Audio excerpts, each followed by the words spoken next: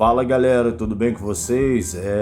Chegou o dia, hoje é o nosso quinto episódio da nossa série dissecando os álbuns da discografia do Pink Floyd, o quinto episódio. E esse disco aqui eu vou te falar, eu tô muito empolgado para falar dele, porque quanto mais eu estudei, quanto mais eu estudava para fazer esse vídeo, quanto mais eu me aprofundava, eu vou te falar, eu já conhecia muita coisa sobre a história desse disco, mas colhendo mais algumas informações para enriquecer a coisa, eu fiquei de boca aberta e ouvi essa música 1 milhão de vezes, cara. Atom Heart Mother, do Pink Floyd, quinto disco de estúdio da banda, 1970. E eu me apaixonei ainda mais por esse disco, cara. Se você ainda não deu uma oportunidade para esse álbum, você precisa dar uma oportunidade para esse álbum. Esse álbum, ele é fantástico, Antes de começar a falar do disco, eu vou mostrar o material para vocês, né? Tá aqui na frente a capa do disco. A primeira capa sem o nome da banda. Tem nome, não tem título, não tem nada. Mostrar o encarte. Encarte muito bacana. Como sempre, caprichado. Olha que legal. Aqui tem a letra das músicas.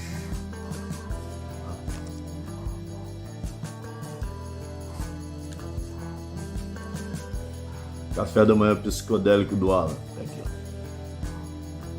Não sei se você já reparou, essas vacas aqui na capa são ameaçadoras, hein? Eu de vez em quando olhava para essas vacas e parecia que estavam me encarando, meio que, né? Me desafiando. Eu tinha um pouco de medo dessas vacas. Mas depois eu vou falar da capa do disco. Agora vamos começar contextualizando você sobre a história desse disco espetacular. Você sabe que no ano anterior, de 1969, o Pink Floyd estava extremamente proativo. Começaram ali fazendo a trilha sonora do More, trilha sonora espetacular, que fizeram em poucos dias, rapidamente o disco foi lançado. Nesse mesmo ano ajudaram o Syd Barrett a produzir o seu primeiro disco. Além disso, eles ainda estavam ali no processo de gravação do Uma Guma, tudo isso num ano só. Eles já estavam gravando o Uma Guma quando gravaram o More, produziram o Syd Barrett e ainda começaram a fazer um trabalho com um diretor italiano chamado Michelangelo Antonioni. Esse cara, ele tinha ouvido no Uma Guma a versão ao vivo do Careful With The Axe, o Gene, e ele falou, não, eu tenho que botar essa banda para fazer a trilha sonora do meu filme, que veio se chamar Zabriskie Point. E o que ele fez? Ele foi, contactou a banda, contactou ali o manager da banda, e foi junto com o manager da banda e mais o Alan Styles, que era o hold da banda, para Roma. Para ali em Roma, eles comporem a trilha sonora pro filme dele, Michelangelo Antonioni. Esse filme é o Zabriskie Point. E lá o Pink Floyd começou a compuseram 30 peças, meio parecidas uma com a outra, né?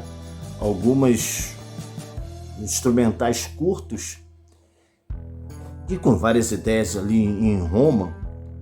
Só que o que acontece? A outra coisa também que preciso dizer, o Roger Waters, lembra que eu falei no vídeo passado, ele estava começando a trabalhar com Ron Geesin, num documentário chamado The Body, fazendo a trilha sonora para esse documentário, The Body, e se tornou um disco. Inclusive esse disco tem um nome, Music from the Body. No vídeo passado acho que falei errado, falei Sounds of Body, é Music from the Body. E tem um detalhe também, que a banda não foi creditada, mas o David Gilmour, o Richard Wright e o Nick Mason participaram das gravações desse Music from the Body, as últimas músicas ali. O nome deles está lá, mas não como Pink Floyd.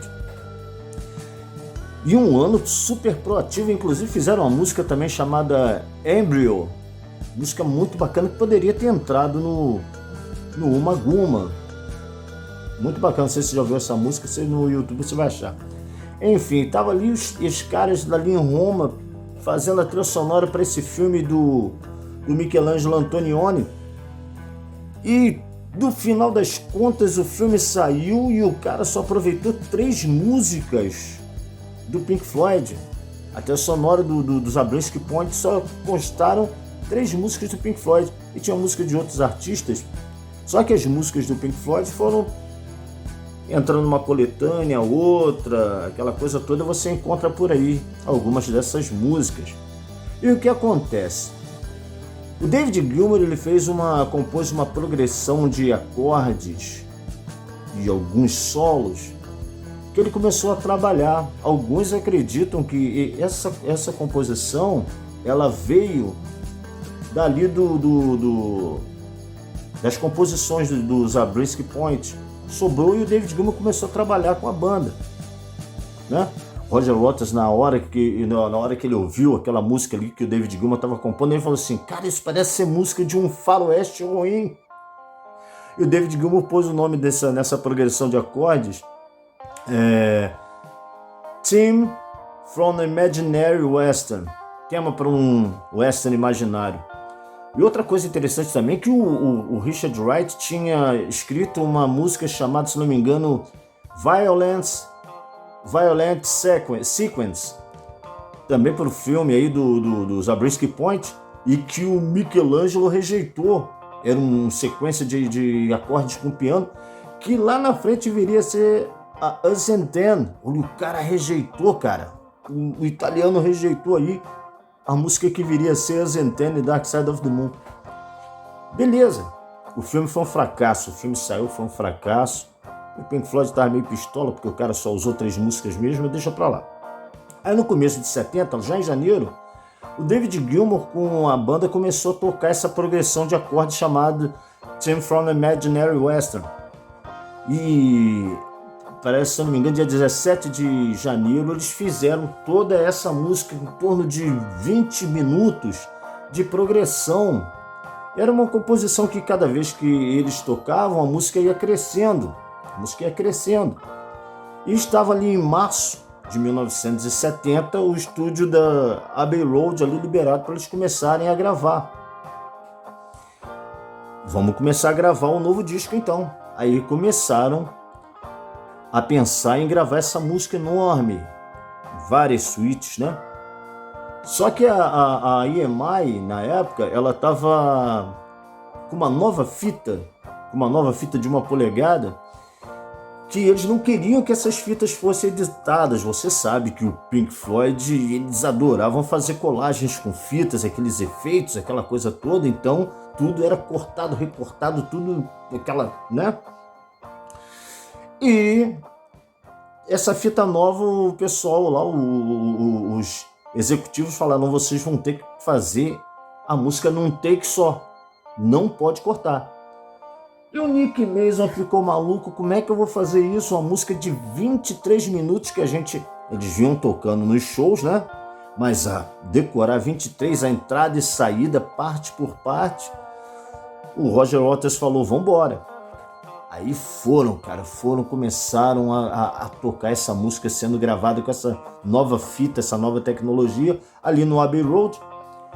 E foram 23 minutos e 44 segundos do Nick Mason tentando lembrar sequência por sequência, entrada e saída. Roger Waters acompanhando ele, a cozinha, os dois fizeram de uma vez só, sem pausa. Aí depois vieram o David Gilmour fazendo as guitarras, né, algumas dobradas, e o Richard Wright fazendo a mesma coisa. E nasceu a música aí extraordinária que você conhece. E eles estavam ouvindo a música e falaram: cara, tá faltando alguma coisa aqui, a gente precisa botar alguma coisa nessa música. E o Nick Mason e o Richard Wright da noitada já conhecia o Ron Gissing, porque ele tinha uma banda que ele era o pianista, que tocava na noite lá em Londres, e o Nick Mason e o Richard Wright viviam encontrando com ele. E o Roger Waters tinha sido apresentado ao Ron Gissing pelo manager de turnê do Rolling Stones. Então a banda já tinha um conhecimento com o cara. E eles tinham uma turnê para fazer nos Estados Unidos. Aí fizeram o seguinte, chamaram o Ron, que é um cara extremamente criativo, vanguardista, um músico de primeira, mas muito louco, gostava de trabalhar com efeito, igual o Nick Mason e o Roger Waters. Você sabe que o Nick Mason e o Roger Waters adoravam trabalhar com corte de fitas, efeito, e o Ron era os dois elevados à 10ª potência. E chamaram o Ron para fazer o seguinte, ó, a gente fez essa música aqui, a gente ainda não deu nome para ela, mas você vai ficar incumbido de criar um arranjo para preencher ela, porque a música já era boa, tanto que se você pegar para ver alguns vídeos na internet da banda tocando sem orquestra, a música já era boa, só que eles achavam que estava vazia. E o Ron Gissing, dentro de uma sala só de cuecas, uma sala sem ar-condicionado, sem ventilador, enquanto a banda estava em turnê nos Estados Unidos, o Pink Floyd estava tocando em turnê, ele estava compondo, cara. Compondo partes de metais, de orquestração, efeitos para essa música. E ele se aproveitou da orquestra da EMI, a orquestra pop da EMI, para poder fazer junto com eles os arranjos dessa música. E o cara muito loucão, o Nick Mason e o Roger Waters gravaram numa paulada só 23 minutos e 44 segundos, e o que acontece? Alguma coisa ficou fora do tempo, mas ele mesmo assim escreveu tudo bonitinho e botou pra galera tocar. Só que como ele era muito loucão, muito vanguardista, ele bateu de frente com a orquestra ali da EMI. O pessoal não concordava com as coisas que ele falava. Mas tinha um cara ali, maestro, super competente, experiente, chamado John Aldis. Esse John Aldis, ele estava incumbido de reger um coral com 16 pessoas para uma determinada parte da música. E o que ele fez? Ele recorreu ao John Aldis. Ô John, dá uma ajuda aí pro teu amigo, porque essa orquestra aí não tá querendo ir na minha onda. O John Aldis vai fazer o seguinte, eu vou reger aqui aquela parte de vocal no meio da música e te dou uma ajuda aí para reger esse pessoal. Dito feito, o John Aldis foi lá e regeu as partes da música que aquele povo não queria fazer, porque não concordavam, batiam de frente com o Ron Gissing. E estava aí a música pronta, só que o John Aldis acabou não recebendo os créditos que ele merecia, né? E quando o Pink Floyd voltou, que viu aquela composição já com os metais, orquestra, violoncelo, corais, os efeitos que o Ron colocou, eles ficaram extasiados com a música espetacular. E a música é dividida em várias sessões, você conhece, vou começar a falar aqui para você. A gente já conhece ela aqui com o nome Atom Heart Mother, mas tem uma coisa interessante, eu vou até adiantar um pouco a história. Eles tinham que fazer uma apresentação no Hyde Park, que ia ter cobertura da BBC, e tinha um DJ lá chamado John Peel. Esse John Peel, ele ia apresentar a banda e ia apresentar o nome das músicas. E até então, o nome que a música tinha era The Amazing Pudding. O nome que a música tinha era The Amazing Pudding. Aí o Ron chegou pro Roger e falou assim, cara, essa música não pode ter esse nome, a gente não pode dar esse nome pro Ron anunciar nessa transmissão aí. A gente tem que inventar um nome.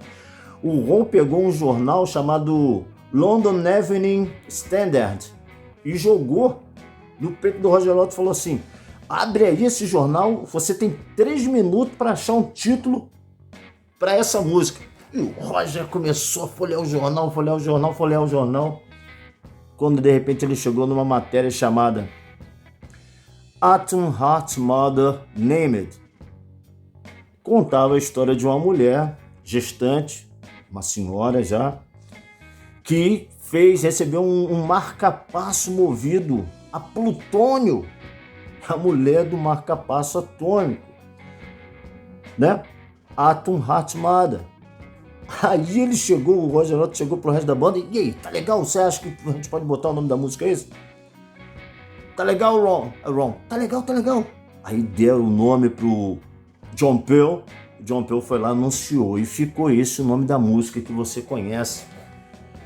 Uma música extraordinária, cara. Tu escuta essa música, tu fica... A primeira vez que eu ouvi, porque eu já tinha ouvido alguma coisa do Pink Floyd, eu tive uma certa dificuldade, mas depois, quando você começa a prestar atenção nas camadas dessa música, ela é espetacular. Inclusive, o Pink Floyd, a princípio, ele teve muita dificuldade de tocar com bandas, com orquestras, essa música ao vivo, porque geralmente eram músicos locais, eles iam para um determinado local, tinha uma orquestra local ali e geralmente dava errado. Então eles tinham uma certa problemática de tocar essa música ao vivo. Mas nesse dia no Hyde Park fez um sucesso. E essa música, que é dividida em 6 suítes, ela tem um começo extraordinário.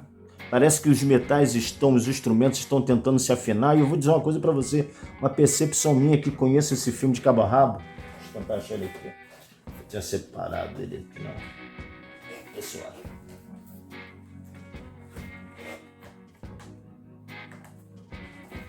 Eu não achei, não. Botei ele em algum outro lugar aqui. Mas tem um filme que ele tem uma parte na trilha sonora dele que é a cara dessa música, e eu vou dizer pra você, hein? O John Williams, ele se inspirou nessa música do Pink Floyd para fazer aquela parte, contatos imediatos terceiro grau. Tem uma parte ali que as naves, bem no final do filme, elas estão tentando se comunicar ali com os humanos, e começa aquela fanfarra toda descoordenada. Para mim parece muito com a introdução disso aqui. Eu acho que o John Williams, no filme do Steven Spielberg, ele tirou aquela parte daqui dessa música, aquele começo, que se chama Father Shout. Essa primeira suíte, primeira parte dessa música, esse título foi sugestão do Ron Gissing. Então vamos botar a primeira parte, que é dividida em 6, Father Shout. E começa ali com aquele arranjo que o David Gilmour fez, né? Agora com orquestra, com metais, extraordinário, uma coisa imponente depois daquela introdução meio maluca. E ali, como a história do que eles estavam bolando, era uma coisa tipo faroeste, tem som de cavalos galopando, tiros, motos sendo acelerada, uma música extremamente e bem mixada, muito bem mixada. E tá aí a primeira parte da música da Atom Heart Mother. Aí vem a segunda parte chamada Breast Milk. Começa com baixo bacana do Roger Waters de um lado da caixa, do outro lado o Nick Mason. Richard Wright fazendo ali um arpejo num órgão. E o David Gilmour depois entra com a sua guitarra extraordinária. Não posso me esquecer do violoncelo que entra ali. Uma coisa fantástica. Eu também não posso deixar de falar do milagre que o Nick Mason fez nessa música, cara. Ele é um baterista limitado, mas aqui, cara, ele não tinha nem metrônomo. Não tinha. Mas o cara, ele fez um milagre tocando essa música de uma vez só. E essa segunda parte é muito bonita, muito tocante, a Breast Milk, muito bacana. E depois entra uma parte chamada agora Mother 4, que também é um arranjo do David Gilmour junto com o Richard Wright, fazendo um coral. Na versão original você vê que eles fazem um coral fantasmagórico. E aqui entra o John Aldis com o seu coral de 16 pessoas fazendo essa parte. extraordinária. Depois entra novamente a guitarra do David Gilmour e a fanfarra volta. A música ela é fantástica. Depois tem a quarta parte chamada Funk Donk, também uma parte mais swingada que ela é interessante. Tem uma parte que tem umas vozes fazendo uns negócios com o pessoal fazendo uns negócios com as vozes. Eles estão falando o nome de elementos de café da manhã. Igual eles fizeram no disco passado, eles usam aqui um escocês grosseiro para falar torrada, toast, coffee, café, tea, chá, roast beef. Presta atenção quando você escutar essa música, que nessa parte o pessoal fica lá, toast, roast beef, sa, sa, sa, sa, sa. Eles estão falando nome de comida, cara. Olha que coisa interessante. Olha a maluquice do Ron. Olha a maluquice do Ron. Daí, depois de uma parte, essa aí eu tenho dificuldade, é Mind Your Throats, Please. A quinta parte, Mind Your Throats, Please. Que agora o Richard Wright está fazendo com o Mellotron um som como se fosse um trem no metrô de Londres, conforme eles falaram que a intenção era essa, com o Nick Mason por baixo falando, silêncio no estúdio! Agora vem um anúncio importante, aí passa aquele som assim, aí volta novamente para aquela fanfarra. Eles colocam todos os elementos da música para tocar de uma vez só, até que vem fazer sentido e a música termina com sua última parte, chama Remediance. E nessa música você já via aqui o David Gilmour já começando. Você não vê o David Gilmour fazer o que ele faz com a guitarra, o que ele faz nesse disco. Então, para mim, o Atom Heart Mother é um divisor nas águas, até mesmo se tratando de David Gilmour, porque o cara, ele aqui tá começando a mandar muito bem naqueles solos dele. E o interessante é que o Stanley Kubrick, na época, estava fazendo um filme chamado Laranja Mecânica, que você conhece, ouviu falar. Stanley Kubrick ouviu essa música, Atom Heart Mother, e pediu permissão ao Roger Waters para colocar no filme dele. O Roger Waters falou, não, porque eu não sei qual parte que você vai usar, então é melhor você não usar nada, não vou permitir. Mas o Stanley Kubrick ficou pistola, mas foi lá e colocou. Vou colocar aqui a foto da cena do filme em que tá lá o cara numa loja de tipo um bazar e tá lá a capa do Atom Heart Mother. Stanley Kubrick foi lá, botou no Laranja Mecânica, pelo menos a capa, né? E daí o disco segue com a música chamada If, do Roger Waters, uma música no violão muito bacana. Depois entra os instrumentos e a guitarra do David Gilmour também fazendo um solo muito bacana. Aqui eles fazem mais ou menos a mesma coisa que eles fizeram lá no Uma Guma. Eles ficam incumbidos de cada um fazer uma composição, só que agora com todo mundo participando, porque no Uma Guma não, cada um tinha que fazer a sua composição e tocar toda a sua composição. Aqui não, aqui foi combinado de que eles iriam fazer suas próprias composições, mas com todo mundo colaborando. E aqui, essa música If, o destaque fica para a letra do Roger Waters, que já é o lado 2. O lado 1 é todo composto pela Atom Heart Mother, 23 minutos e 44 segundos. E o lado 2 já começa com If, composição do Roger Waters. Essa composição, inclusive, eu tenho quase certeza de que ela está se referindo ao Syd Barrett. Alguns dizem que o Roger Waters está fazendo uma autoanálise, mas eu acredito que ela esteja falando do Syd Barrett. Nesse período, o David Gilmour e o Richard Wright estavam produzindo o segundo disco do Barrett, auto-intitulado Barrett. E nesse período, o Syd Barrett conta a lenda que ele ia escondido para ficar vendo o que a banda estava fazendo no estúdio. Ele ficava lá bisbilhotando sem que ninguém percebesse. E tem algumas partes da letra da If que mais ou menos contam algo dessa natureza. Então, eu acredito particularmente que a If ela fala de Syd Barrett. A primeira música do Roger Waters, primeira letra, a falar de Syd Barrett, como ele vem fazer depois. Daí nós partimos para uma música que, para mim, tirando a Atom Heart Mother, é a melhor do disco, cara. Summer of '68. Que música é essa, cara? É uma música que quando eu ouvi, eu botava para ouvir 10 vezes. Música maravilhosa, cara. A letra, ali mostra o talento para composição do Richard Wright. Por mais que ele não tenha aproveitado muito isso posteriormente, você vê que o cara sabia compor. Conta a lenda que quando o Syd Barrett saiu da banda, estavam perdendo já o juízo, a gravadora, ela estava apostando no Richard Wright para ser o próximo grande compositor e vocalista da banda. Você vê isso no A Salsa for Secrets, que ali ele está predominando o Richard Wright, mas acabou que não foi o que aconteceu.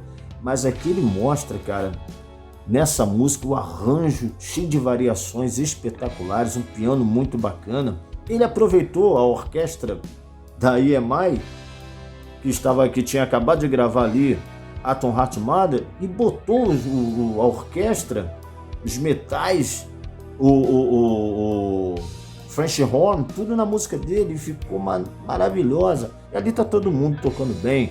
O Roger Waters tá bem no baixo, o David Gilmour tá ajudando no vocal, né? How do you feel? Aquele é o David Gilmour ali gritando aquilo ali. É uma música maravilhosa que fala sobre o nome, inclusive o nome dessa música era para ser One Night Stand, algo assim.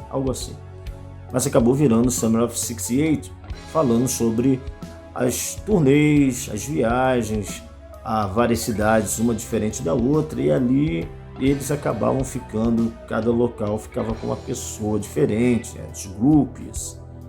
Então, essa música fala sobre isso, um amor passageiro.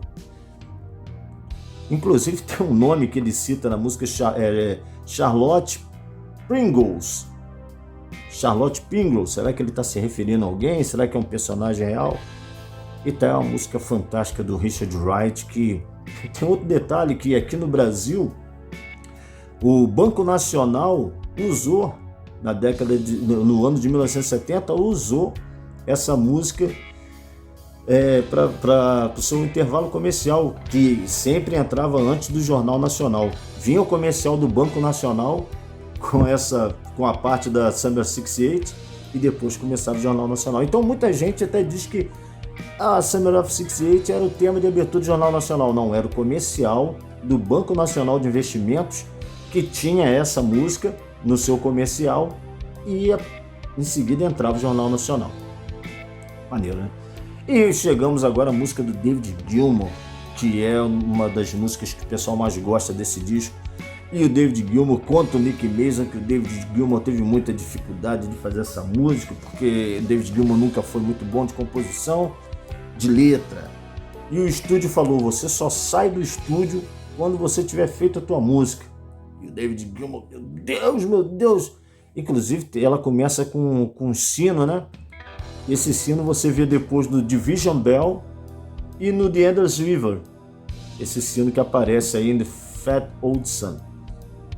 E é uma música que eu gosto muito, cara. É uma música semiacústica, ela começa ali muito melodiosa, com a letra do David Gilmour que fala sobre ali a sua infância em Cambridge, naqueles locais maravilhosos, aqueles campos verdejantes, e ele falando sobre o pôr do sol, sobre essa coisa, esse tipo de coisa, né? Pastoral. E realmente é uma música maravilhosa. É uma das que eu mais gosto do disco. Musicaço, cara. Ele conseguiu fazer. E o que ele fez ali? Ele tocou tudo. Tocou a bateria, tocou o baixo, guitarra, é claro, fez o vocal. O Richard Wright colocou o teclado. A única coisa que foi acrescentado fora o David Gilmour foi o Richard Wright no teclado. Até porque nesse período o Roger Waters estava bem ocupado ainda com a trilha sonora nesse período do Music from the Body. E aquele solo de guitarra no final também, né, cara? Já o David Gilmour mostrando a que veio. Fantástico, fantástico. Música fantástica, fantástica. E termina o disco agora o que seria a participação do Nick Mason.